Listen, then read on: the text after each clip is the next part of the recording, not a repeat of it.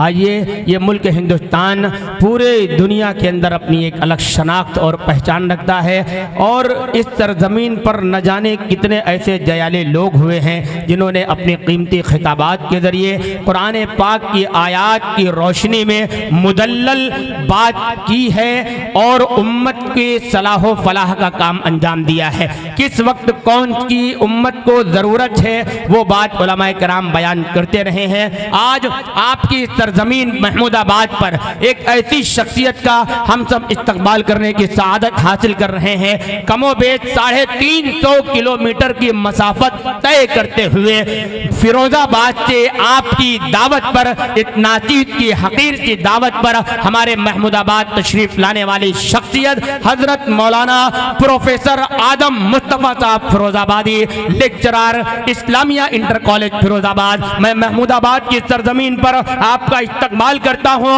सदाकत के मोहब्बत के पैगंबर ही रहेंगे हम, सदाकत के मोहब्बत के पैगंबर ही रहेंगे हम, कयामत तक मुकद्दर के सिकंदर ही रहेंगे हम। ये दुनिया लाख कर ले कोशिशें हमको बुझाने की, मुनव्वर थे, मुनव्वर हैं, मुनव्वर ही रहेंगे हम। महमूदाबाद की सरजमीन पर इस्तकबाल करता हूँ हालात के तनाजुर में कि इस्लाम है खतरे में, दुनिया को ये धोखा है, इस्लाम तो खतरों की आगोश में पलता है, बातिल की हवा पाकर बढ़ जाती है लो इसकी, ये ऐसा दिया है जो तूफान में जलता है। इस वक्त मैं गुजारिश कर रहा हूँ, मुल्तमिस हूँ प्रोफेसर आदम मुस्तफ़ा साहब से आप तशरीफ लाएं और अपने नासिहाना कलिमात और मवाइद हसना से हम तमाम सामीन को महजूद फरमाएं, मुस्तफीज फरमाएं। वनशहदु अल्ला इलाहा इल्लल्लाह वहदहु ला शरीका लह वनशहदु अन्न सय्यदना व नबिय्यना व मौलाना मुहम्मदन अब्दुहु व रसूलुहु व सल्लल्लाहु अलैहि व अला आलिहि व अस्हाबिहि व अज़वाजिहि व बारक व सल्लम तस्लीमन कसीरन कसीरा। अम्मा बअद फ़अऊज़ु बिल्लाहि मिनश शैतानिर रजीम। बिस्मिल्लाहिर रहमानिर रहीम। व इज़ क़ाल रब्बुका लिल मलाइकति इन्नी जाइलुन फ़िल अर्दि ख़लीफ़ा क़ालू अतजअलु फ़ीहा मन युफ़्सिदु फ़ीहा व यस्फ़िकु द्दिमा व नहनु नुसब्बिहु बिहम्दिका व नुक़द्दिसु लक क़ाल इन्नी अअलमु मा ला तअलमून। व क़ाल रसूलुल्लाहि सल्लल्लाहु तआला अलैहि वसल्लम इर्तहलतिद दुनिया मुदबिरा वरतहलतिल आखिरतु मुक़बिला व लिकुल्लि वाहिदतिन मिनहुमा बनून फ़कूनू मिन अब्नाइल आखिरह वला तकूनू मिन अब्नाइद दुनिया इन्न लिकुल्लि उम्मिन यतबउहा वलदुहा औ कमा क़ाल अलैहिस्सलातु वस्सलाम। क़ाबिल क़द्र क़ाबिल एहतराम हज़रात उलमाए किराम और बहुत ही क़ाबिल क़द्र मेरे भाइयों, दोस्तों, अज़ीज़ों, बुज़ुर्गों और बड़ी उम्मीदों से वाबस्ता पर्दे में बैठी मेरी माँओं और बहनों, दुनिया में दो नज़रिए हैं। एक नज़रिया इस्लाम का है, जिस नज़रिए को अल्लाह ने क़ुरान में और सय्यदना मुहम्मदुर रसूलुल्लाह सल्लल्लाहु अलैहि वसल्लम ने अपने इरशादात और अपनी सीरत के ज़रिए से उम्मत के सामने रखा है। और एक नज़रिया दुनिया की बातिल कौमों का है, और ये दो बिल्कुल अलग अलग नज़रिए हैं। इस्लामी नज़रिया मेरे और आपके बारे में कुरान ऐलान करता है इन्नी जाइलुन फ़िल अर्दि खलीफ़ा, कि हमने तुम इंसानों को इस धरती पर अपना नायब, अपना खलीफा, अपना शहज़ादा बनाकर भेजा है। इसके मुकाबले में एक दूसरा नज़रिया जो दूसरी कौमों ने पेश किया, एक अंग्रेज फिलासफर गुजरा है जिसका नाम था डार्विन। डार्विन का नज़रिया ये है, human being is a social animal, कि इंसान एक समाजी जानवर है। तो अल्लाह, रसूल और इस्लाम ये कहता है कि तुम इस धरती पर अल्लाह के नायब हो, अल्लाह के खलीफा हो, और डार्विन ये कहता है कि तुम इस धरती पर एक समाजी जानवर बनकर आए हो। समाजी का मतलब कि तुम समाज में रहते हो, तो तुमको पहनना, ओढ़ना, उठना, बैठना, खाना पीना आ गया है, वरना असलन जैसे और जानवर हैं तुम भी एक जानवर हो। तो अब ये दो नजरिए हैं।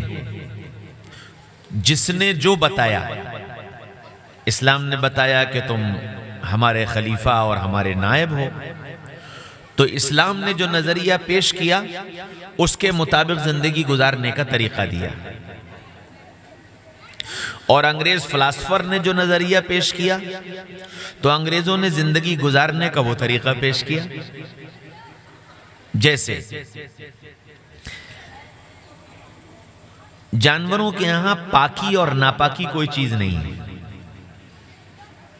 पाकी और नापाकी का कोई तसव्वुर नहीं। इस्लाम ने पाकी और नापाकी को बड़ी अहमियत दी है। तो चूंकि हम अल्लाह के नायब हैं, खलीफा हैं, तो हमको ये हुक्म दिया गया कि पाक साफ रहो। इन्नल्लाह युहिब्बुत तव्वाबीन व युहिब्बुल मुतताहिरीन, कि अल्लाह ताला तौबा करने वालों को और पाक साफ रहने वालों को पसंद करता है। तो फिर गोया हमको पाकी की सारे आदाब बताए गए। इस्तिंजे से पाकी हासिल करना, जिस्म को पाक साफ करना, कपड़ों को पाक साफ रखना, जगह का पाक साफ रखना, कमाई का पाक साफ रखना, निगाहों का पाक साफ रखना, दिल का पाक साफ रखना, रूह का पाक साफ रखना, जबान का पाक साफ रखना, कानों का पाक साफ रखना, कि हर चीज की पाकी का मुतालबा हमसे किया गया। और जहां जानवर बताया गया, जाहिर बात है कि जानवरों के यहां कोई पाकी और नापाकी कोई चीज नहीं होती, तो उनके यहां इस लाइन की कोई चीज नहीं। तुम्हारी आंख पाक हो या नापाक, तुम्हारा दिल पाक हो या नापाक, तुम्हारी रूह पाक हो या नापाक, तुम्हारी कमाई पाक हो या नापाक, तुम्हारा घर पाक हो या नापाक, जानवर को इससे कोई मतलब नहीं होता। तो जिन्होंने जानवर बताया, उन्होंने कहा कि जी जिंदगी गुजारो, चाहे जैसी गुजरे, पाक गुजरे या नापाक गुजरे। इस्लाम ने पाकी के लिए सबसे पहली चीज कि नापाक करने वाली चीजों से बचने का हुक्म दिया। पेशाब की छींटों से बचो, कि ये तुम्हारी दुनिया भी बर्बाद करेंगी और आखिरत भी बर्बाद करेंगी। मैं थाईलैंड एयरपोर्ट पर बैठा हुआ था, मुझे इस्तिंजे वजू की हाजत हुई। मैं उठा और बाथरूम की तरफ जाने लगा, तो वहां बाथरूम में ड्यूटी पर जो लेडी खड़ी हुई थी, उसने मुझे रोक दिया। उसने कहा कि नहीं, ये आपका बाथरूम नहीं है। तो मैंने कहा कि भाई फिर मेरा कहां है? कहने वो गेट नंबर 16 के सामने। हमने कहा भाई बाथरूम में क्या फर्क? कहने कि आप लोग जब बाथरूम जाते हैं तो पानी का इस्तेमाल करते हैं, यहां पानी नहीं है, यहां पानी नहीं है, इसलिए ये आप लोगों के लिए नहीं है। पानी का इंतजाम वहां है। हमने फौरन जहन में आया कि हाँ, ये बात तो सही है कि जानवर पानी का इस्तेमाल नहीं करता, जानवर पानी का इस्तेमाल नहीं करता, पानी का इस्तेमाल तो इंसान ही करता है। तो उस वक्त पता चला कि अल्हम्दुलिल्लाह हम इस धरती पर अल्लाह के नायब हैं, खलीफा हैं, हम जानवर नहीं हैं। एक नजरिया है। तो जानवरों के यहां पाकी नापाकी कोई चीज नहीं। इस्लाम ने हर मौके पर पाकी और नापाकी को ध्यान देने का हुक्म दिया। यौम ला यनफ़उ मालुन वला बनून इल्ला मन अतल्लाह बिक़ल्बिन सलीम।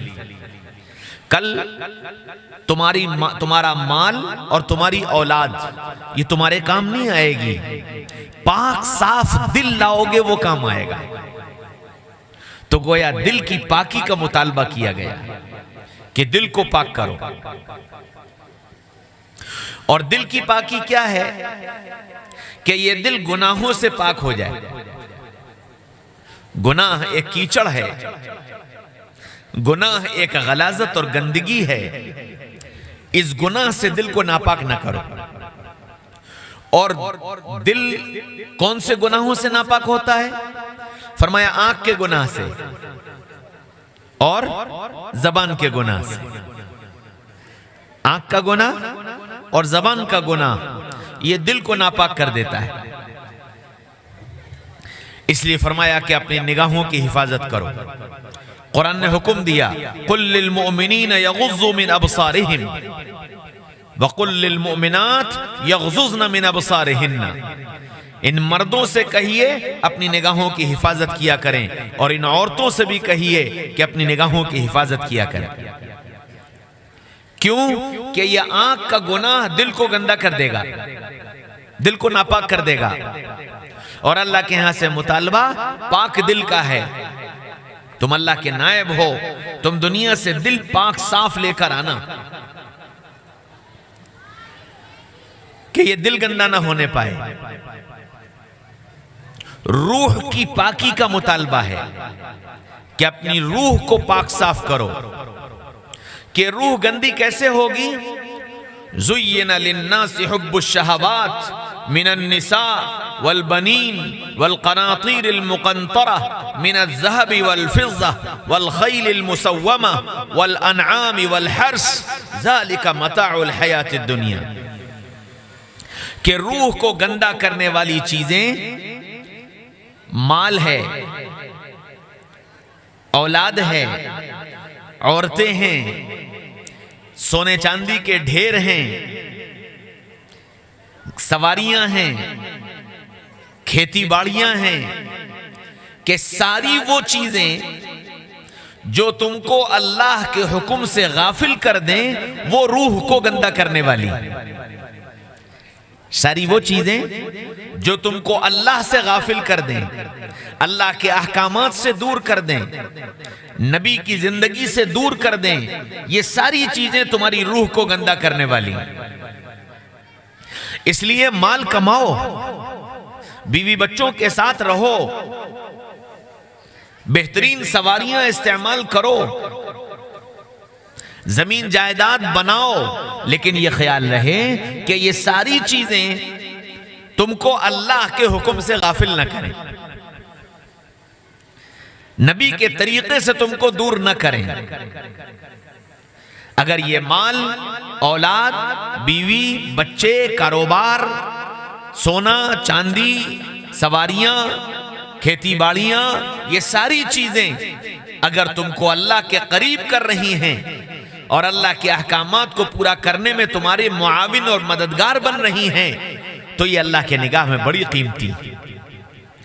और अगर ये सारी चीजें तुमको अल्लाह से दूर कर रही हैं, अल्लाह के अहकामात से दूर कर रही हैं, तो फिर ये सारी चीजें तुम्हारी रूह को गंदा करने वाली, रूह को नापाक करने वाली।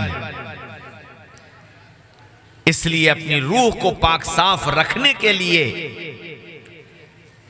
इन सारी चीजों की मोहब्बत को अल्लाह और उसके रसूल की मोहब्बत पर गालिब ना आने दो। मुतालबा है जबान को नापाक ना करो। कि जबान की नापाकी क्या है? कि जबान की नापाकी झूठ है। वैलुल लिल मुकज़्ज़िबीन, तबाह हो गया, बर्बाद हो गया वो शख्स जो झूठ का आदी हो गया।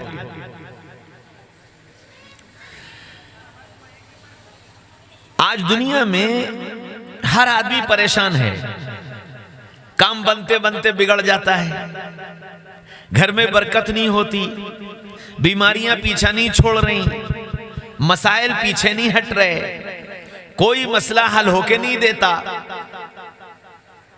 अच्छे रिश्ते नहीं आते, बच्चों की जिंदगी कारोबार सेट नहीं होते, ये नहीं होता, वो नहीं होता। हर आदमी शिकायत कर रहा है और हर आदमी इसके लिए परेशान है। और अब इस परेशानी को लेकर जाते हैं कि जी तावीज दे दो, मौलवी साहब तावीज दे दो, दुकान नहीं चल रही, तावीज दे दो, घर में परेशानी है, तावीज दे दो, बीमारी से सेहत नहीं मिल रही, तावीज दे दो, काम नहीं बन रहे। ये सोचा ही नहीं कि ये सब हो क्यों रहा है, ये सब हो क्यों रहा है, कि इस सब के होने की वजह घर के अफराद का झूठ बोलना है। कि जब झूठ बोला जाएगा, अल्लाह कहता है वैलुल लिल मुकज़्ज़िबीन, झूठों के लिए तबाही है और बर्बादी। तो जब तबाही और बर्बादी का फैसला ऊपर से हो गया तो कौन सा तावीज़ उसको दूर कर देगा। तो जबान की नापाकी जो है वो झूठ का बोलना है। अला लअनतुल्लाहि अलल काज़िबीन, झूठ बोलने वालों पर अल्लाह की लानत। और इस वक्त उम्मत जिस दोराहे पर खड़ी है, इस दोराहे पर उम्मत की हलाकत का सबसे बड़ा सबब झूठ है, कि झूठ ने इस तबाही के दहाने तक पहुंचा दिया। इसलिए मना किया गया कि झूठ मत बोलो, यह जबान को नापाक करता है, अपने को झूठ से बचाओ। फिर फरमाया कि जबान गीबत ना करे, कि यह जबान को नापाक कर देगी। गीबत क्या है? किसी आदमी के अंदर कोई खराबी है, कोई गलत काम करता है, मैं जानता हूं और मैंने उसको वो गलत काम करते हुए देखा भी है। वो आदमी चला गया और फिर उस आदमी का तज़किरा मैं मौलाना उस्मान साहब से करूं कि जी फला आदमी ये गलत काम करता है, इसका तज़किरा मौलाना उस्मान साहब से करूं, इसको गीबत कहते हैं। गीबत कितनी बुरी चीज है, कुरान ने बताया अयुहिब्बु अहदुकुम अन याकुला लहम अखीहि मैतन फकरिहतुमूह, क्या तुम इस बात को पसंद करोगे कि तुम्हारा भाई मर गया हो, उसका जनाजा रखा हो, तुम्हारे सारे रिश्तेदार जमा हो, तुम आओ और भाई के जिस्म से चादर हटाओ और उसके गोश्त को दांतों से नोच नोच कर खाना शुरू कर दो? क्या तुम इसको पसंद करोगे? कुरान खुद कहता है फकरिहतुमूह, कि तुम इसको कभी पसंद नहीं कर सकते। कि फरमाया गीबत करने वाला ऐसा ही है कि अपने मुर्दार भाई के गोश्त को नोच नोच कर खा रहा हो। और फिर अल्लाह के नबी सल्लल्लाहु अलैहि वसल्लम ने फरमाया अल गीबतु अशद्दु मिनज़ ज़िना, कि गीबत तो जिना से भी ज्यादा बड़ा गुनाह है। और एक रिवायत में फरमाया कि कोई आदमी अपनी मां से मुंह काला करे, इससे भी ज्यादा बड़ा गुनाह गीबत का है। अब बताओ कि इस गीबत से ये ज़बान कितनी नापाक होगी, कितनी गंदी होगी। और मुतालबा क्या है? अल मुस्लिमु मन सलिम अल मुस्लिमून मिन लिसानिही व यदिही, मुसलमान वो है जिसकी ज़बान भी पाक हो, जिसका हाथ भी पाक हो। फिर इस जबान से तीसरा काम क्या होता है कि इस जबान से तीसरा काम लोगों का दिल दुखाना है।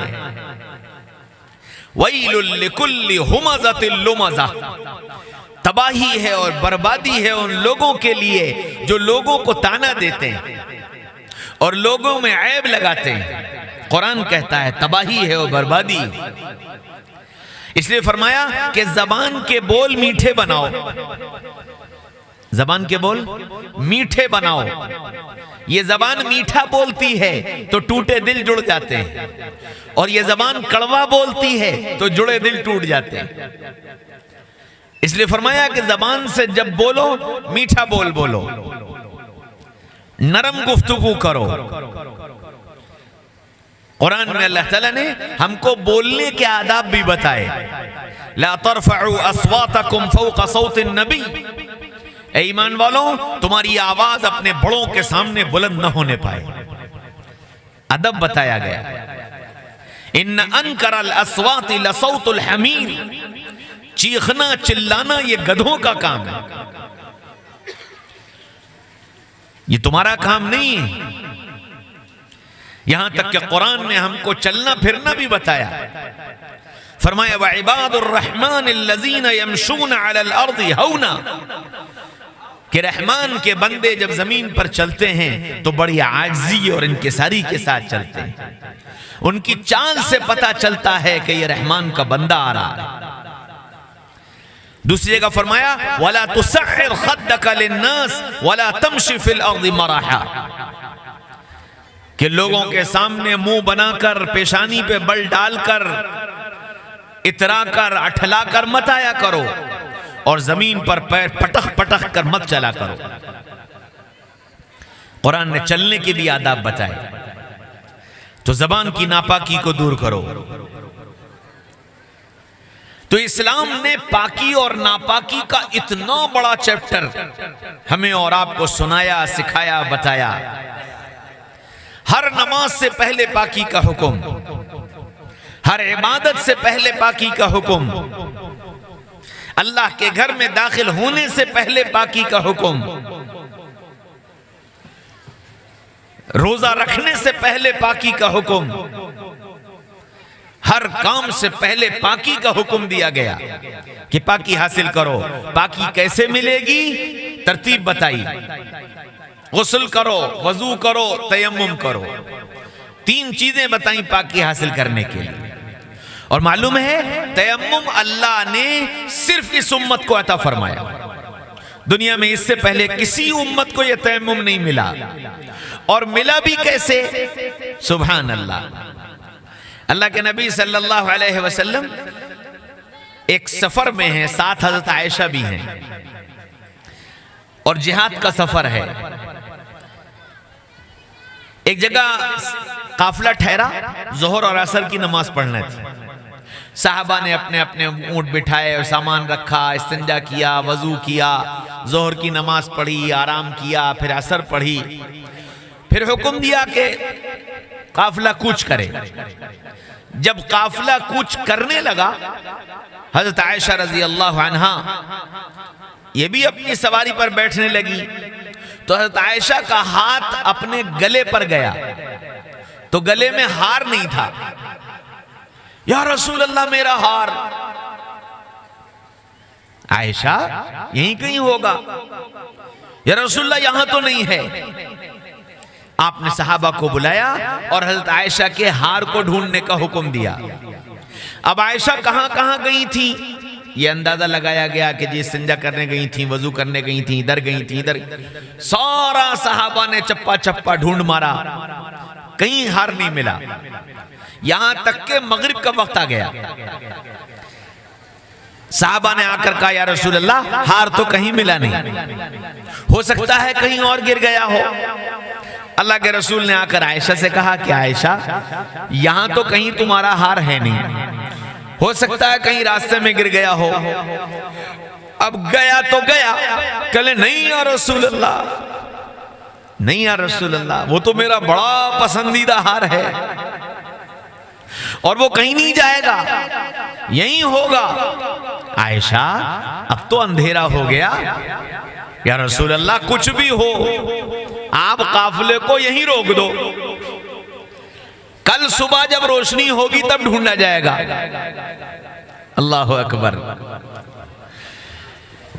अल्लाह के रसूल ने आकर सहाबा से कहा भाई खेमे लगा लो, आज रात यहीं क़याम होगा। हजरत आयशा रजी अल्लाह अन्हा नबी से कहकर मुतमईन हो गई, न हुआ कोई मेरा तुम्हारा जैसा। और न हुई कि कोई मेरी तुम्हारी जैसी बीवी। अगर कहीं ऐसा हमारे साथ होता तो बीवी की वो फटकार लगाते कि उसको छठी का दूध याद आ जाता कि तेरे एक हार की वजह से सारे काफिले को रोक दे, तेरे हार की ऐसी की तैसी, और हम इतने बड़े मकसद के लिए आए हैं, इतना बड़ा काफिला तेरे एक हार की वजह से रुकेगा? तुझे चलना है तो चल, वरना जा तू और तेरा हार, हम तो चले। ये तो होता हमारा अंदाज। और अल्लाह के नबी सल्लल्लाहु अलैहि वसल्लम ने आयशा की एक फरमाइश पर, नहीं या रसूल अल्लाह, कल जब सुबह होगी रोशनी में हार ढूंढेंगे, हार यहीं मिलेगा, हम आज काफिले को यहीं रोक दिए। रसूलुल्लाह ने हुक्म दे दिया कि भाई आज यहीं क़याम। क़याम हो गया। अब मगरिब भी पढ़ी और इशा भी पढ़ी, साहबा सो गए। सुबह आई तो पानी खत्म, न इस्तिंजे का पानी न वजू का पानी। अब सारे सहाबा परेशान कि आज तो फजर गई। अब 2-2 4-4 करके अबू बकर के पास आने लगे। अबू बकर, तेरी बेटी की वजह से आज सबकी फजर गई। 2 ने कहा, 4 ने कहा, 6 ने कहा। जाहिर बात है, बाप थे, गुस्सा आ गया। उठे और सीधे आयशा के खेमे में, हज़रत आयशा रज़ी अल्लाह अन्हा के खेमे में पहुंचे तो देखा कि आयशा बैठी हैं और अल्लाह के रसूल आयशा की गोदी में सर रखे सो रहे हैं। अब रसूलुल्लाह को सोता देखा तो आवाज तो कुछ नहीं निकली, लेकिन आयशा के बगल में जाकर बैठ गए और आयशा के बगल में बैठकर आयशा को नोचना शुरू किया। आयशा, तेरी वजह से सबकी नमाज चली गई। आयशा, तेरी वजह से सबकी नमाज चली गई। 1 बार, 2 बार, 3 बार आयशा की आंखों से आंसू बहने लगे। आंसू बहे तो रसूलुल्लाह के चेहरे अनवर पर गिरे। आपकी आंख खुली, पूछा आयशा क्या हुआ? तो अल्लाह के रसूल से कुछ नहीं कहा, यूं करके अब्बा का चेहरा देखा। अल्लाह के रसूल ने अबू बकर को देखा। अबू बकर, क्या बात है? या रसूल अल्लाह, इसकी वजह से आज सबकी फजर चली गई, पानी खत्म हो गया, न इस्तिंजे का न वजू का। या रसूल अल्लाह, सबकी फजर गई एक इसके हार की वजह से। आयशा, अबू बकर सबर करो, सबर करो, अल्लाह रास्ता निकाले।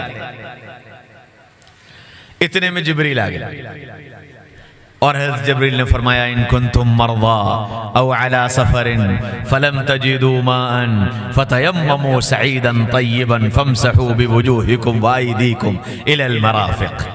ए मोहम्मद सल्लल्लाहु अलैहि वसल्लम, इनसे कहिए ये अबू बकर आपके पास आकर नाराज हो रहे हैं कि सबकी नमाज चली गई और आपकी बेटी की वजह से गई। इनसे कहिए कि अगर तुम बीमार पड़ जाओ और अगर तुम सफर में हो और पानी न मिले तो मट्टी से तयम्मुम कर लिया करो और तयम्मुम करके नमाज पढ़ लिया करो। और तयम्मुम में क्या करना? चेहरा और हाथ, बस काफी है, तुम्हारे लिए पाकी इससे हासिल हो जाएगी और इसके जरिए तुम्हारी नमाज हो जाएगी। हज़रत अबू बकर सिद्दीक़ रज़ी अल्लाह अन्हु ये आयत लेकर खेमे से बाहर निकले। सहाबा की भीड़ लगी थी। अबू बकर, क्या हुआ? गई आज सबकी नमाज, क्या हुआ? तो सुनाया कि जिब्रील आए थे, कुरान की आयत लाए हैं, इन कुंतुम मरदा व अला सफरिन फलम तजिदू मान फतयम्ममू सईदन तय्यबा। अब वो जो सारे चढ़ चढ़ के आए थे ना, अबू बकर का हाथ चूमने लगे। कहने लगे, अबू बकर, अल्लाह तुम्हें जज़ाए खैर दे, तुम्हारी वजह से और तुम्हारे घर वालों की वजह से न जाने उम्मत को कितनी खैर हासिल हुई, न जाने कितने बड़े बड़े फैसले तुम्हारे घराने की वजह से अल्लाह ने इस उम्मत को अता फरमाए। तो मिट्टी को पाक कर दिया और ऐसा पाक किया कि सारी जमीन पाक साफ हो गई। हम 1989 पढ़ते थे जब, तो क्रिकेट खेला करते थे।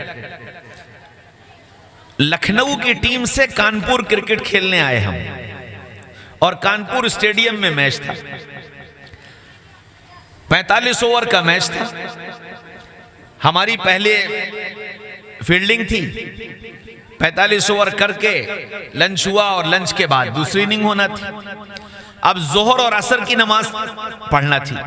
हमारा सामान, चादर, मुसल्ला सब जिस गाड़ी में रखा था, तो वो हमारे जो मेजबान थे हमको लेकर आए थे, वो कहने लगे कि तुमको तो शाम हो जाएगी, हम अपने काम निपटा करके आगे तुम लोगों को ले जाएंगे। वो गाड़ी ले गए और सामान उसी में चला गया। अब जब जोहर की नमाज का वक्त आया, हम और हमारे भाई, तो खैर हम लोगों ने कहा भाई वो तो चला गया, अब क्या करें। वजू किया, वजू करके घास के ऊपर हम लोगों ने नमाज पढ़ ली। अब जब घास के ऊपर नमाज पढ़ी तो बहुत सारे मुसलमान आए, कहने लगे क्यों साहब, इस पर भी नमाज हो जाती है? हमने कहा इस पर भी नमाज हो जाती है, अल्लाह ने जमीन को पाक बनाया है, जमीन पाक है। कहले फिर तो हम भी पढ़ सकते हैं नमाज। हम तो ये समझते थे कि जो मुसल्ला चाहिए और चटाई चाहिए और फिर नमाज होगी। कहले फिर तो बहुत आसान है।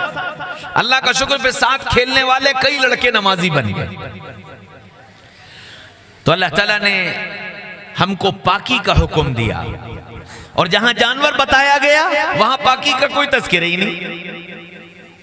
हमारे यहां पाकी, माल की पाकी का मुतालबा किया गया। कुलू मिनत तय्यिबात वअमलू सालिहा, सुनो अच्छा अच्छा खाना, पाक साफ खाना, हराम मत खाना, हलाल खाना।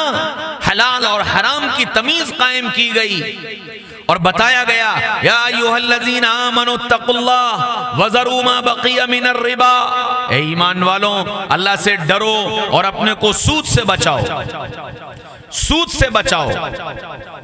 फ़इन लम तफ़अलू फ़अज़नू बिहर्बिम मिनल्लाहि व रसूलिही, और अगर तुमने अपने आप को सूद से न बचाया तो सुनो अल्लाह उसका रसूल तुमसे जंग करने के लिए तैयार है। तो हमको कमाई का हलाल करना सिखाया गया, हलाल रखना बताया गया, हुकूक का अदा करना बताया गया।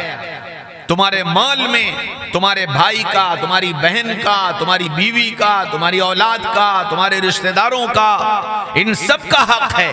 वातल माल अला हुब्बिही ज़विल कुर्बा वल यतामा वल मसाकीन वब्न सबील वस्साइलीन व फिर रिकाब, कि तुम्हारे माल में तुम्हारे रिश्तेदारों का, यतीमों का, मिस्कीनों का, मुसाफिरों का, जरूरतमंदों का, इन सब का हक है।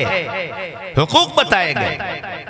और जहां जानवर बताया गया उन्होंने कहा जी बस दुनिया कमाओ चाहे जैसे आए, कमा कर आए, छीन कर आए, लूट कर आए, डाका डाल कर आए, सट्टे से आए, जुए से आए, चाहे जैसे आए, बस पैसा कमाओ, पैसा होना चाहिए।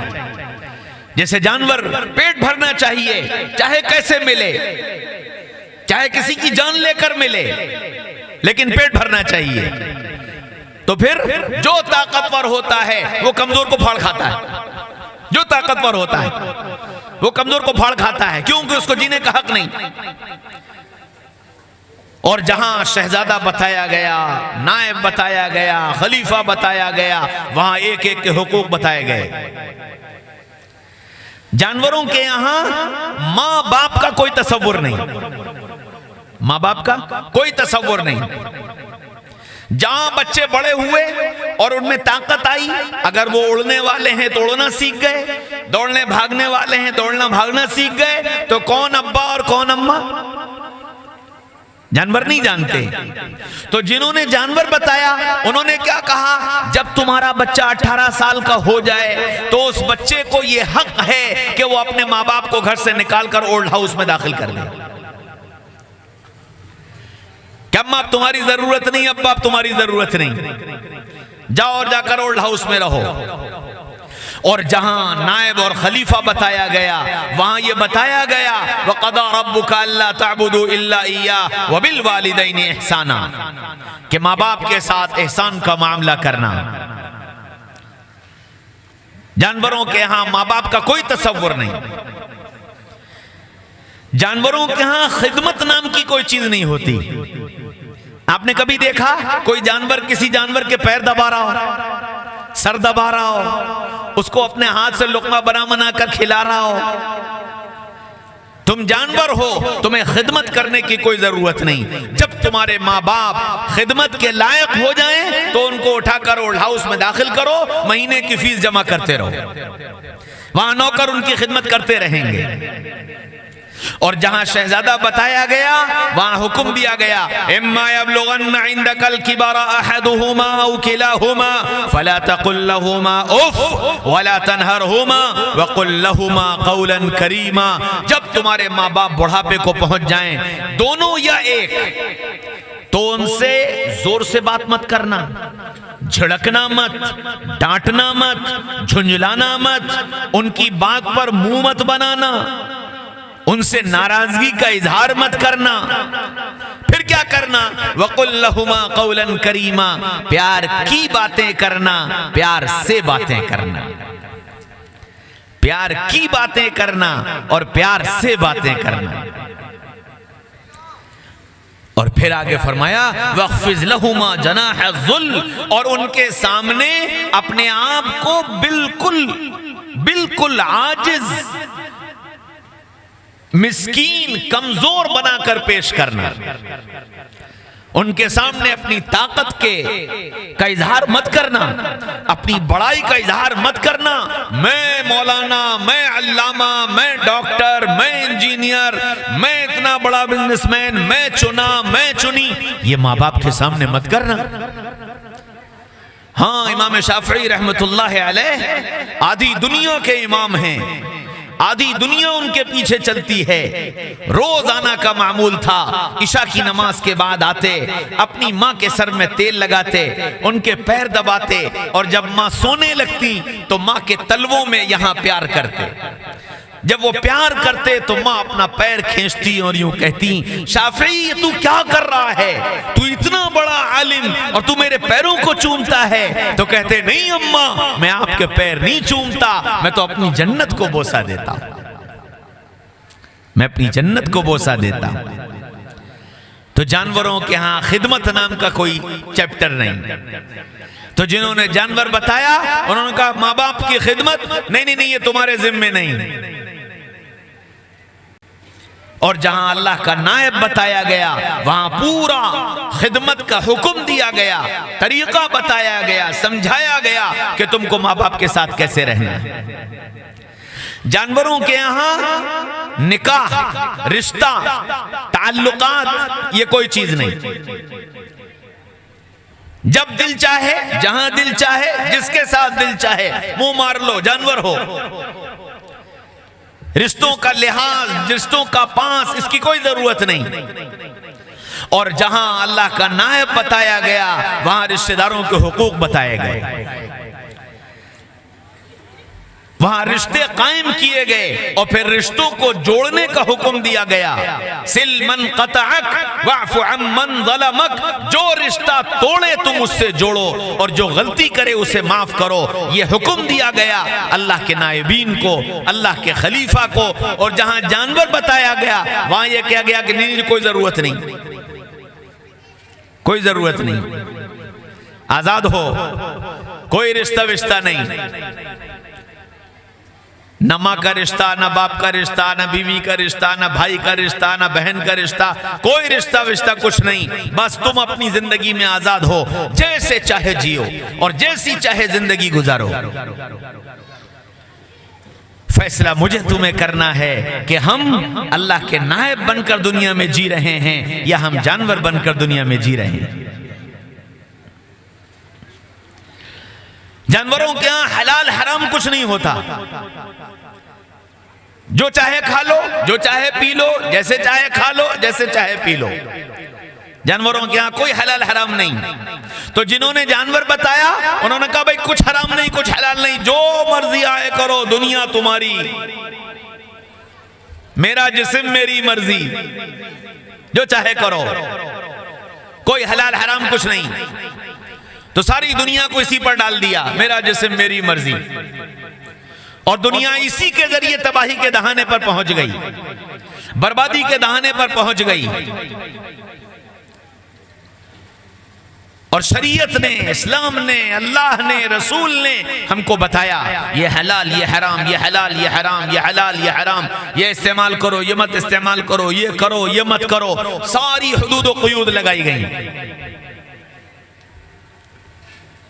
मेरे भाइयों, दोस्तों, अजीजों, बुजुर्गों, अब फैसला मुझे तुम्हें करना है कि हम क्या कर रहे हैं। हम अपना शुमार किसमें कर रहे हैं? हम जानवर बनकर जीना पसंद कर रहे हैं या हम अल्लाह के नायब और खलीफा बनकर जीना पसंद कर रहे हैं? हमने कौन सा रास्ता इख्तियार किया? जानवरों के यहां इबादत का कोई तसव्वुर नहीं। जब मर्जी चाहे सो जाओ, जब मर्जी चाहे उठ जाओ, कोई पाबंदी नहीं कि इस वक्त उठना है, इस वक्त सोना है, इस वक्त जागना है, दिन में ये करना, रात में ये करना। कुछ जानवरों के यहाँ इसकी तकसीम नहीं होती। तो जिन्होंने जानवर बताया उन्होंने कहा जी जो मर्जी चाहे करो, रात को दिन बना दो, दिन को रात बना दो। नतीजा क्या हुआ कि जानवरों की तरह आधी आधी रात, 2/3 रात जाग रहे हैं, सड़कें नाप रहे हैं, चौपाले आबाद किए हुए हैं, अड्डे आबाद हो रहे हैं। वो शराब का अड्डा हो, वो जुए का अड्डा हो, वो नशे का अड्डा हो, वो न जाने कहे कहे के अड्डे, वो सब आबाद हैं। 2/3 रात गुजर जाती है, तब ये उठकर घर आता है और फिर आखिर रात में बिस्तर पर जाता है, दिन ढले तक सोता रहता है। बंबई में मैं अपने एक दोस्त के यहाँ गया, वो एक साहब से मुलाकात कराने ले गए। मुलाकात हुई, बातचीत होने लगी। उसी बातचीत में मैंने उनसे ये पूछा आपके बच्चे क्या करते हैं? उन्होंने बताया कि जी बच्चे स्कूल में पढ़ रहे हैं, एक बच्चा फलां क्लास में, एक बच्चा फलां क्लास में। मैंने कहा अच्छा। मैंने कहा आप बच्चों को कितना वक्त देते हैं? कहने लगे मौलाना साहब बच्चों से हमारी मुलाकात सिर्फ संडे संडे में होती है। हमने कहा क्यों? बच्चे हॉस्टल में रहते हैं? कहले नहीं, घर पे ही रहते हैं। बात यह है कि रात को जब मैं आता हूं तो वो सो चुके होते हैं और सुबह जब वो जाते हैं तो मैं सो रहा होता हूं। इसलिए पूरे हफ्ते बच्चों से मुलाकात नहीं होती, संडे संडे मुलाकात होती है। तो जब जानवरों वाली जिंदगी आएगी तो दिन रात बन जाएगा और रात दिन बन जाएगी। अल्लाह ताला ने फरमाया वजअलना लैला लिबासा वजअलना नहारा माशा, रात आराम के लिए बनाई है, दिन काम के लिए बनाया है। तकसीम है, शहजादे हो रात आराम किया करो, मेरे नायब हो रात आराम किया करो, दिन में काम किया करो। जिन्होंने जानवर बताया उन्होंने कहा नहीं जी नहीं, जब मर्जी चाहे जागो और जब मर्जी चाहे सो जाओ। और सारी उम्मत इसी पर चल पड़ी। उम्मत का 80% तबका सुबह सो रहा है, आधी रात तक जाग रहा है। 12 बजे, 1 बजे, 2 बजे। एक दिन रात को 2 बजे एक साहब का फोन आया और फोन करके पूछ रहे हैं मौलवी साहब जाग रहे हो? तो मैंने कहा हाँ क्या बात है? कहेंगे कि नहीं वो बस वहां बैठे हुए थे, बहस हो रही थी। तो मैंने कहा मैं अभी मौलवी साहब से पूछ के बताता हूं। एक दिन ऐसी रात 1:30 बजे एक साहब का फोन आया कि मौलवी साहब सो गए? मैंने कहा नहीं, डांस कर रहा था। एहसास ही नहीं। जैसे जानवरों को किसी चीज का अदब, सलीका, तरीका कुछ नहीं मालूम होता, जो मर्जी चाहे जब कर लो। तो जिन्होंने जानवर बनाया तो हमको सब भूल गए, तरीका, सलीका, अदब, आदाब सब भूल गए। और जानवरों की तरह जब मर्जी आई, न छोटा देखा, न बड़ा देखा, न आलिम देखा, न बुजुर्ग देखा, अपनी मर्जी। जब मेरा दिल अब चाह रहा है, खत्म बात। फैसला मुझे तुम्हें करना है कि मैं जानवरों वाली जिंदगी पसंद करता हूं या शहजादों वाली। अच्छा, जानवरों को कभी बैठकर खाना खाते देखा आपने? कि दस्तरखान लगाकर, बैठकर, हाथ धोकर अदब से खाना खाते कभी देखा जानवर को? जिन्होंने जानवर बताया उन्होंने कहा कि जी खाना बुफे सिस्टम, कोई जरूरत नहीं खड़े बिठाने की, खिलाने की। जानवर हो, जानवरों को खाना कैसे देते हैं? थाल में सानी लगा दी और उसके बाद जानवर की जंजीर खोल दी। जानवर दौड़ कर गया और उसने थाल पर धावा बोल दिया।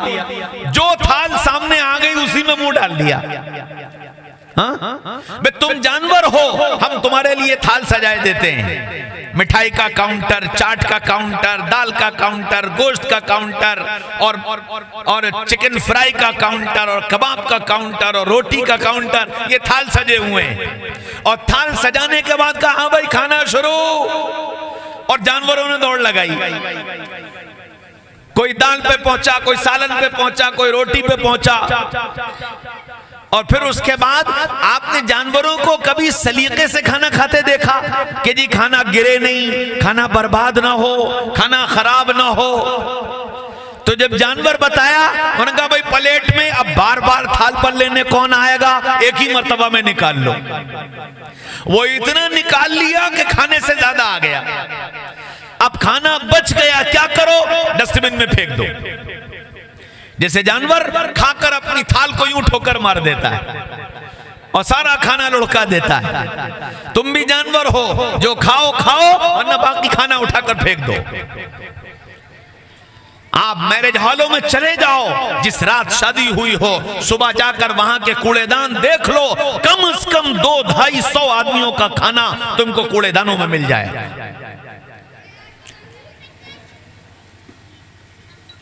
अल्लाह के नायब थे तो ये बताया गया था कि दस्तरखान पर गिरे हुए एक दाने को भी उठाकर खा लेना, हो सकता है कि अल्लाह ने इसमें तुम्हारे लिए बरकत रखी।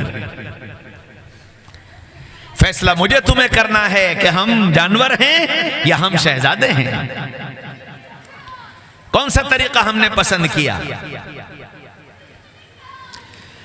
अच्छा, ये जानवरों का तरीका खाना खाने में पसंद क्यों आ गया? ये इसलिए पसंद आ गया कि हम कामचोर हो गए। हम कामचोर हो गए। दस्तरखान बिछाओगे तो मेहमानों को बुलाकर दस्तरखान पे बिठाना पड़ेगा। उनके लिए बार बार सालन और दाल और रोटी और चावल लाला के देना पड़ेगा। और फिर उनसे कहना पड़ेगा लीजिए, खाइए, पीजिए, आपने नहीं लिया थोड़ा और ले लीजिए। अच्छा, चूंकि ये हम कहीं नहीं करते, हर जगह बाबूजी बनकर जाते हैं और बाबूजी बनकर वापस चले आते हैं, तो अब जाहिर बात है कि जब हम कहीं का काम करने को तैयार नहीं तो हमारे यहां कोई काम क्यों करेगा? आज से 50-25 साल पहले की शादियां देख लो, सारा मोहल्ला लग जाता था कि हमारे मोहल्ले की बहन की शादी है, हम सब मिलकर खिलाएंगे, हम सब मिलकर सारे काम करेंगे। आज घर का बेटा वो कोट पैंट टाई पहनकर और दरवाजे पर खड़ा हो जाता है। हमने तुमको दावतनामा भेज दिया, हमारी बला से तुम आओ या ना आओ, और आए हो तो तुमने खाया या नहीं खाया, हमारा काम पूरा। फैसला मुझे तुम्हें करना है कि हम जानवरों वाली जिंदगी पसंद कर रहे हैं या मोहम्मद रसूलुल्लाह सल्लल्लाहु अलैहि वसल्लम ने, अल्लाह ने, कुरान ने हमको जो अपना नुमाइंदा, अपना नायब और खलीफा बनाया है, हम वो जिंदगी पसंद करते हैं। हमारी जिंदगी का एक अमल हमें बता देगा कि हमें कौन सी जिंदगी पसंद। जानवरों के यहां किसी का अदब और एहतराम नाम की कोई चीज नहीं, मोहब्बत और ताल्लुक नाम की कोई चीज नहीं। तो जिन्होंने जानवर बताया उन्होंने कहा ना ना, किसी की मानने की जरूरत नहीं, किसी से मोहब्बत करने की जरूरत नहीं, जो तुम्हारी अकल कहे वो करो। जैसे जानवर जो उसकी अकल कहती है वो करता है। तुम भी बड़े जानवर हो, इसलिए तुम भी सिर्फ अपनी अकल का इस्तेमाल करो, जो तुम्हारी अकल में आए वो करो। कुरान ने ये बताया, नबी ने ये बताया, फला ने ये बताया, इमाम साहब ने ये बताया, हरगिज नहीं, हरगिज नहीं, हरगिज नहीं। जानवर जैसे अपनी अकल पर फैसले करता है, तुम भी अपनी अकल पर फैसले करो। हाँ, और जहां अल्लाह ने नायब बताया वहां क्या कहा, वत्तबि' सबील मन अनाब इलैया सुम्मा इलैया मरजिउकुम फउनब्बिउकुम बिमा कुंतुम तअमलून। ऐ लोगों, ऐ शहजादों, ऐ मेरे नायबों, तुम किसी ऐसे शख्स के पीछे चलना तय कर लो जो अल्लाह के सामने इनाबत इख्तियार करने वाला, अल्लाह के सामने रोने धोने वाला है, उसके पीछे पीछे चलो। और फिर फरमाया कि जो चीज तुमको मालूम नहीं है अपने अकली घोड़े मत दौड़ाओ। फसअलू अहल ज़िक्र इन कुंतुम ला तअलमून, अगर तुम जानते नहीं हो तो जानने वालों से जाकर पूछो कि ये मुझे क्या करना है और कैसे करना है। ये कुरान का हुक्म, ये अल्लाह का हुक्म। मेरे भाइयों, दोस्तों, अजीजों, बुजुर्गों, फैसला मुझे तुम्हें करना है कि हम जानवरों वाली जिंदगी पसंद करते हैं या हम खुदा अल्लाह के नायब और खलीफा बनकर जीना चाहते हैं। जानवरों में आपने कहीं पर्दा देखा कि जी जानवर पर्दा करता हो? तुम जानवर हो, human being is a social animal. तुम जानवर हो, इसलिए पर्दे की कोई जरूरत नहीं। जैसे जानवर सरे राह फिरता है, जैसे जानवर सरे बाजार फिरता है, तुम भी जानवर हो, जानवरों की तरह फिरा करो, कोई पर्दे की जरूरत नहीं। और जहां अल्लाह का नायब बताया गया वहां हुक्म दिया गया, युदनीना अलैहिन्न मिन जलाबिबिहिन, इन औरतों से कहिए कि अपने को चादर में लपेट कर छुपा कर रखा करें। वला तबर्रजन तबर्रुजल जाहिलियतिल ऊला, जमाने जाहिलियत की तरह सरे बाजार बेपर्दा न फिरा करें। हाँ, जानवरों में पर्दा नहीं होता। और वो पर्दा क्यों करें? पर्दे में तो वो चीज होती है ना जो कीमती होती है। पर्दे में वो चीज होती है जो कीमती होती है। और अल्लाह का कारखाना उठाकर देख लो, अल्लाह ने जितनी चीजें कीमती बनाई सबको पर्दे में छुपा दिया। अनार पर्दे में, केला पर्दे में, बादाम पर्दे में, अखरोट पर्दे में, पपीता पर्दे में, गेहूं का दाना पर्दे में, चावल का दाना पर्दे में, मकई का दाना पर्दे में, सोना पर्दे में, चांदी पर्दे में, प्लेटिनियम पर्दे में, यूरेनियम पर्दे में, हीरा पर्दे में, पेट्रोल पर्दे में। ये सब चीजें बड़ी हैं। 5 का सिक्का भी पर्दे में रहता है। 5 का सिक्का भी पर्दे में रहता है। क्या मेरी बहन बेटियां 5 के सिक्के से भी ज्यादा बेकीमत हो गई? गेहूं के एक दाने से भी ज्यादा बेकीमत हो गई जो सरे बाजार फिरे? अरे तुम कीमती हो, इसलिए अल्लाह ने तुमको पर्दे में रहने का हुक्म दिया है। जैसे कायनात में जितनी चीजों को अल्लाह ने कीमती बनाया, सबको पर्दे में छुपाया।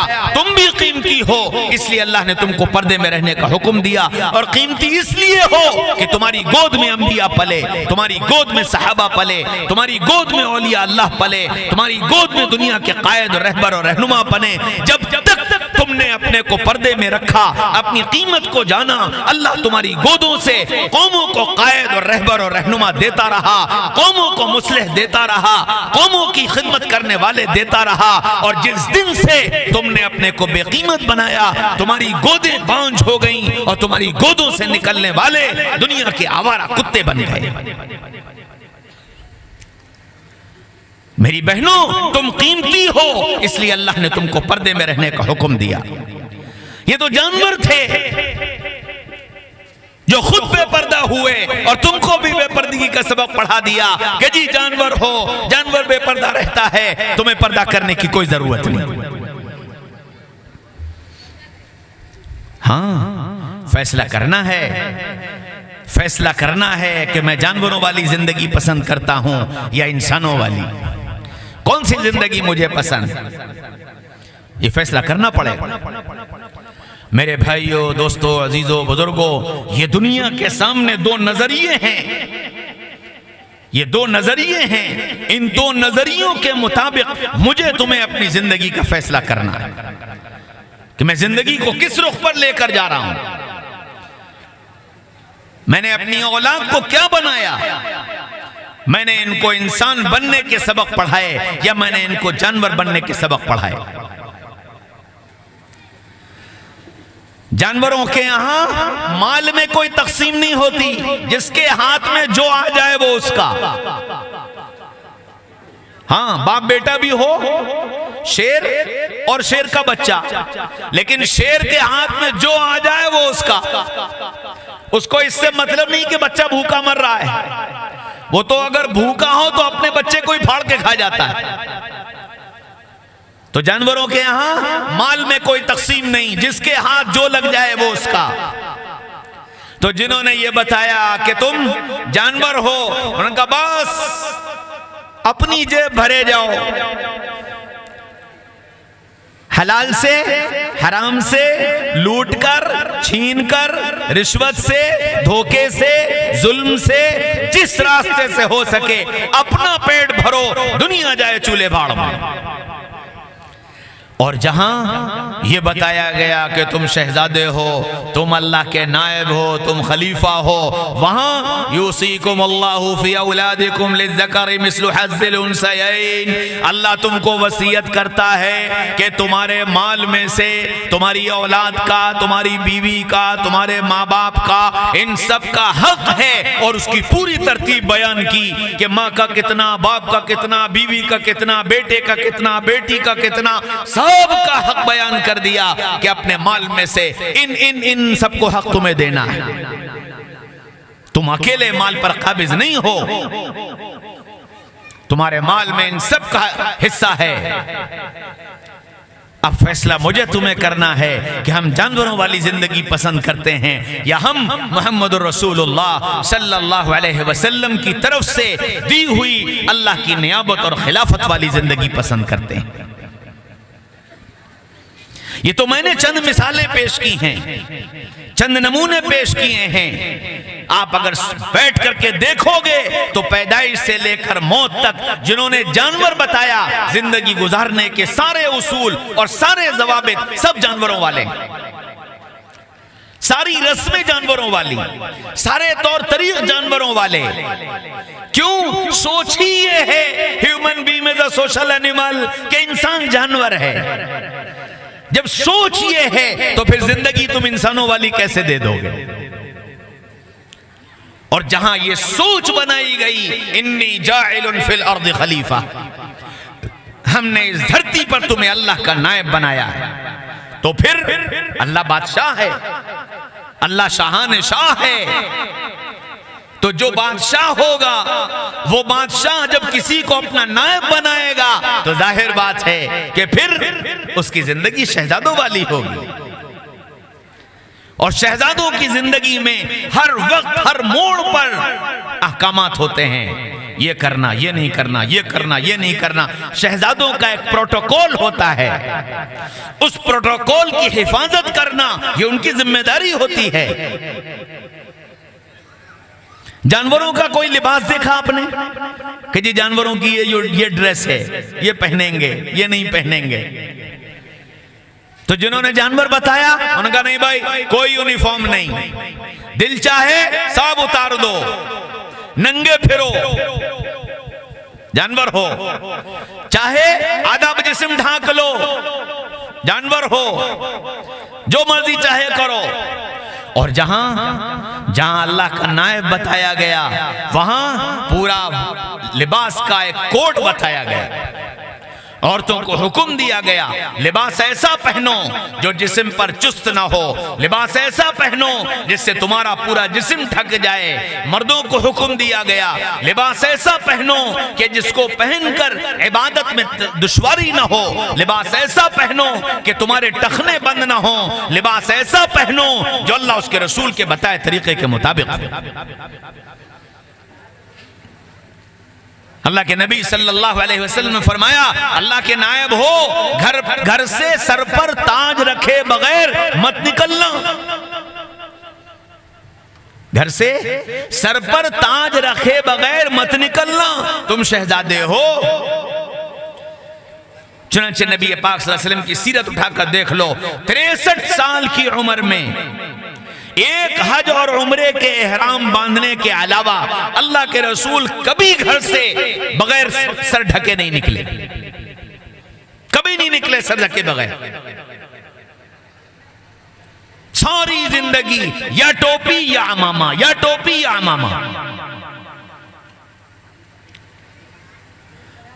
जहां जानवर बताया गया उन्होंने कहा जी ताज कहां से आया, यहां तो लिबास ही नहीं, तो फिर टोपी का क्या मतलब। फैसला करना है हम किसके तरीके के मुताबिक जिंदगी गुजारना पसंद कर रहे हैं। हम अपने को जानवर बनाकर और जानवर बनकर जिंदगी गुजारना पसंद करते हैं, या हम अपने को अल्लाह का नायब और खलीफा बनकर जिंदगी गुजारना पसंद करते हैं। और मेरे भाइयों, दोस्तों, अजीजों, बुजुर्गों, जब मैंने और तुमने, मेरी और तुम्हारी अक्सरियत ने जानवरों वाली जिंदगी को इख्तियार कर लिया, तो फिर दुनिया जानवरों का गढ़ बन गई और जानवरों से भर गई। और फिर नतीजा यह हुआ कि जानवर जब जिसका दिल चाहता है जितने जानवरों को चाहे मार देता है, जितने जानवरों को चाहे काट देता है। कोई दर्द नहीं होता, कोई तकलीफ नहीं होती, मजे लेता है, मजे लेता है। अल्लाह करे कि मेरी बात आपकी समझ में आ जाए। हम जानवर बनकर जिए तो हमारे साथ गाजर मूली वाला मामला किया गया। जहां चाहा, जब चाहा, जिसने चाहा, जैसे प्याज काटी जाती है, जैसे गाजर काटी जाती है, जैसे मूली काटी जाती है, हमारा भी इस्तेहसाल कर दिया गया और हम तमाशाई बने रहे। और अब उस दोराहे पर खड़े हुए हैं जहां फैसला करना है कि यही जानवरों वाली अगर जिंदगी पसंद है तो फिर ये समझ लो कि मेरी तुम्हारी मुकद्दर में कट जाना, मर जाना, मिट जाना, खत्म हो जाना ये लिख दिया गया है। और अगर ये फैसला करते हो कि नहीं अल्लाह के नायब बनकर जिएंगे तो अल्लाह ताला फिर दोबारा तुमको जिंदगी अता फरमा देंगे। ये फैसला करना है। इस वक्त हम इस मोड़ पर खड़े हैं जहां हमको अभी ये मौका दिया गया है कि अगर तुम अपने फैसले बदल लोगे तो आसमानों पर भी तुम्हारे लिए फैसलों को बदल दिया जाएगा। और अगर तुमने अपने बारे में बदलने के फैसले नहीं किए तो तुम्हारी बर्बादी के फैसले किए जा चुके हैं।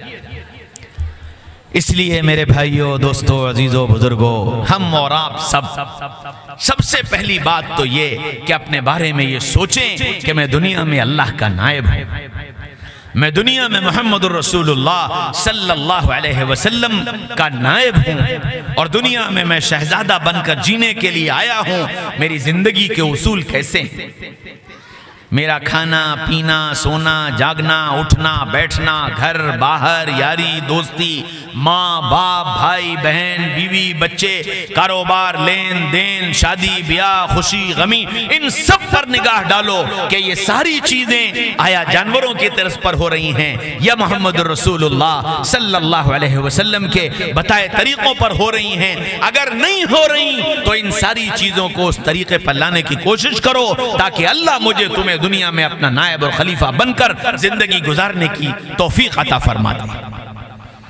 ये तय करना पड़ेगा, वरना मेरे भाइयों, दोस्तों, अजीजों, बुजुर्गों, दुनिया में जो कुछ हो रहा है आपके सामने है और आगे जो होने वाला है वो भी मेरे तुम्हारे अमाल बता रहे हैं कि क्या होने वाला है। कहने की जरूरत नहीं है, खूब हम और आप जानते हैं।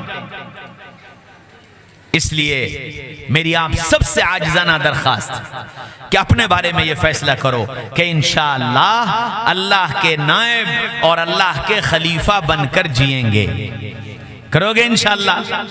अपने हर अमल को करते वक्त ये सोच लेना कि ये अमल जानवरों वाला है या ये अमल मोहम्मदुर रसूलुल्लाह सल्लल्लाहु अलैहि वसल्लम वाला है। मैंने जरूरत के जितने अमाल हैं जो रोजाना जिनसे आपका साबका पड़ता है, मैंने आपको बता दिया है कि वो जानवरों के यहाँ कैसे हैं और मोहम्मदुर रसूलुल्लाह सल्लल्लाहु अलैहि वसल्लम ने और कुरान ने उन अमाल को करने का क्या तरीका बताया। जरूरी तकरीबन मैंने सारी चीजें अर्ज कर दी। इसलिए ये नियत करके आज यहां से चले जाओ कि इंशाअल्लाह शहजादा बनकर जिए। करोगे? सब करोगे? नियत कर लो कि इंशाअल्लाह हम शहजादा बनकर जिएंगे। दुनिया को ये दिखाएंगे कि अल्लाह का नायब, अल्लाह का खलीफा दुनिया में कैसी पुरवकार और जी शान जिंदगी गुजारता है। करेंगे इंशाअल्लाह।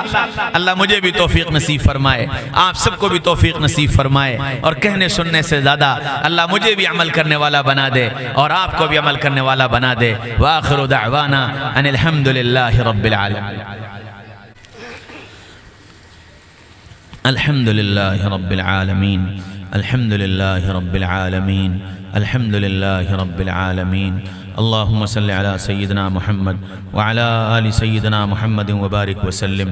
अल्लाहुम्मा सल्लि अला सय्यिदिना मुहम्मद व अला आलि सय्यिदिना मुहम्मद व बारिक वसल्लिम। अल्लाहुम्मा सल्लि अला सय्यिदिना मुहम्मद व अला आलि सय्यिदिना मुहम्मद व बारिक वसल्लिम।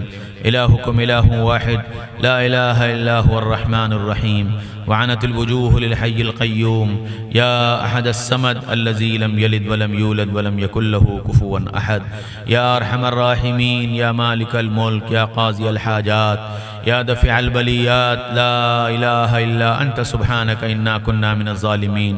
रब्बना ज़लमना अनफुसना व इल्लम तग़फ़िर लना व तरहमना लनकूनन्न मिनल ख़ासिरीन। रब्बना ला तुज़िग़ क़ुलूबना बअद इज़ हदैतना व हब लना मिन लदुनका रहमह इन्नका अंतल वह्हाब। अल्लाहुम्मा अरिनल हक़्क़ हक़्क़न वरज़ुक़ना इत्तिबाअह व अरिनल बातिला बातिलन वरज़ुक़ना इज्तिनाबह। अल्लाहुम्मा अइन्ना अला ज़िक्रिका व शुक्रिका व हुस्नि इबादतिक। रब्बना आतिना फ़िद दुनिया हसना व फ़िल आखिरति हसनतन व क़िना अज़ाबन नार। ए अल्लाह, हम सब आपके बंदे आपके सामने हाजिर हैं, अपने गुनाहों और गलतियों का एतराफ़ करते हैं। करीम आका अपने करम से हम सबको माफ़ फरमा दीजिए। आप हम सब से राज़ी हो जाइए, आप हम सब से राज़ी हो जाइए। जैसा आप चाहते हैं वैसा बना लीजिए, जो आपको पसंद है वो करने की तौफ़ीक़ दे दीजिए, जिससे आप नाराज़ होते हैं उससे बचा लीजिए। हमारी दुनिया भी संवार दीजिए, हमारी आखिरत भी संवार दीजिए। हमें दुनिया और आखिरत में किसी का मोहताज न रखिए। ए अल्लाह, हमको शहजादों वाली ज़िंदगी अता फरमा दीजिए, जानवरों वाली ज़िंदगी से बचा लीजिए, जानवरों वाली ज़िंदगी से बचा लीजिए। ए मेरे प्यारे रब, प्यारे रब, प्यारे रब, अपना बंदा बना लीजिए, अपना बंदा बना लीजिए, अपना बंदा बना लीजिए, और अपना बंदा बनकर दुनिया में ज़िंदगी गुजारना आसान फरमा दीजिए। ए मेरे प्यारे अल्लाह, प्यारे अल्लाह, हमारे साथ रहम का, करम का, फ़ज़ल का मामला फरमा दीजिए। हमारे बीमारों को सेहत, आफ़ियत, सलामती, तंदुरुस्ती नसीब फरमा दीजिए। हमारे परेशान हालों की परेशानियों को दूर कर दीजिए। हमारे मक़रूज़ों के कर्ज़ों की अदायगी की शक्लें पैदा फरमा दीजिए। या अल्लाह, ये इतना बड़ा मजमा आपकी मोहब्बत में आकर जमा हुआ। ए अल्लाह, ये इतना बड़ा मजमा तेरे दीन की बात सुनने के लिए जमा हुआ। ए अल्लाह, इस सारे मजमे ने आज नियत की है कि वो आपका नायब बनकर जिएंगे, वो आपके खलीफा बनकर जिएंगे। ए मेरे प्यारे अल्लाह, इन सबको शहजादों वाली ज़िंदगी अता फरमा दीजिए, नियाबत वाली ज़िंदगी अता फरमा दीजिए। ए अल्लाह, खिलाफत वाली ज़िंदगी अता फरमा दीजिए, इज़्ज़तों के फ़ैसले फरमा दीजिए, सरबुलंदी और सुरखरुई के फ़ैसले फरमा दीजिए, कामयाबी और कामरानी के फ़ैसले फरमा दीजिए। हमारे तमाम अमूर में अंजाम को खैर फरमा दीजिए। हमारी इज़्ज़तों के, हमारी सरबुलंदी के, हमारी सुरखरुई के, हमारी कामयाबी के फ़ैसले फरमा दीजिए। ए अल्लाह, ए अल्लाह, एक दरख्वास्त और है आपसे, हम सब का नाम ले लेकर हमारे आका सय्यदना मुहम्मद रसूलुल्लाह सल्लल्लाहु अलैहि वसल्लम की खिदमत अक़दस में हदिया दरूद सलाम पेश फरमा दीजिए और उसे कबूल फरमा लीजिए और उसे नजात का ज़रिया बना दीजिए। वसल्लल्लाहु तआला अला खैर खल्क़िही मुहम्मदिन व आलिही व सहबिही अजमईन बिरहमतिका या अरहमर राहिमीन। सुब्हानल्लाह।